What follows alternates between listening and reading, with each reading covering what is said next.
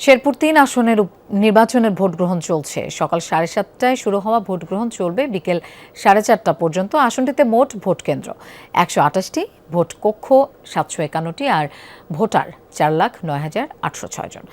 এই আসনের প্রার্থী রয়েছেন ৩ জন। ভোট গ্রহণের খবর জানবো সহকর্মীদের কাছ থেকে। জেলার ঝিনাইগাতী উপজেলায় আছেন সহকর্মী আলামিন হক অহন। আমরা তার কাছে শুরুতেই যেতে চাই।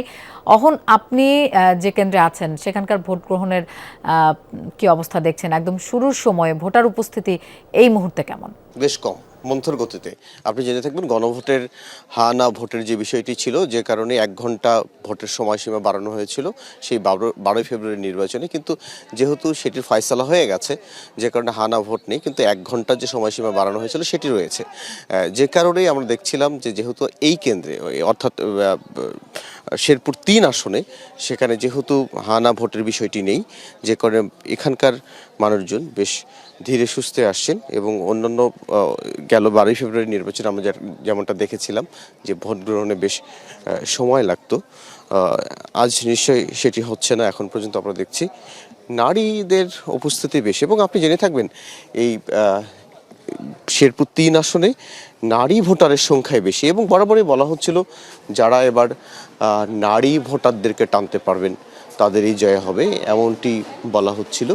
এবং এখন পর্যন্ত আমরা দেখছি সকাল ৭:৩০টায় ভোট গ্রহণের পর উপস্থিতি ক্রমান্বয়ে বাড়ছে, এবং পাহাড় ঘেরা এলাকা, সমতল খুবই কম, বিশেষ করে ঝিনাইগাতী এবং আরেকটি যে শ্রীবর্দী উপজেলা রয়েছে, এই ২ উপজেলা মিলিয়ে তো ভোট গ্রহণের আয়োজন।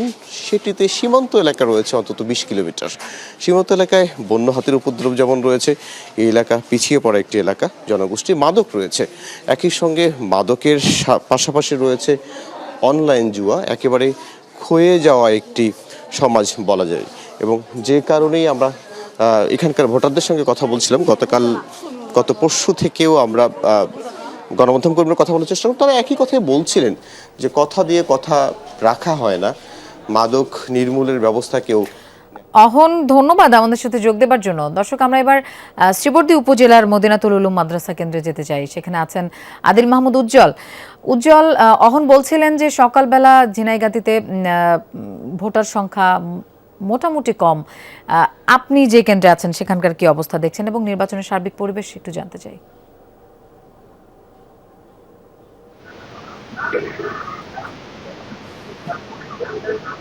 হ্যাঁ লোপা, আমি যে কেন্দ্রটি আছি এটা মদিনাতুল উলুম মাদ্রাসা, ভাইডাঙ্গা, শ্রীবর্দী উপজেলা।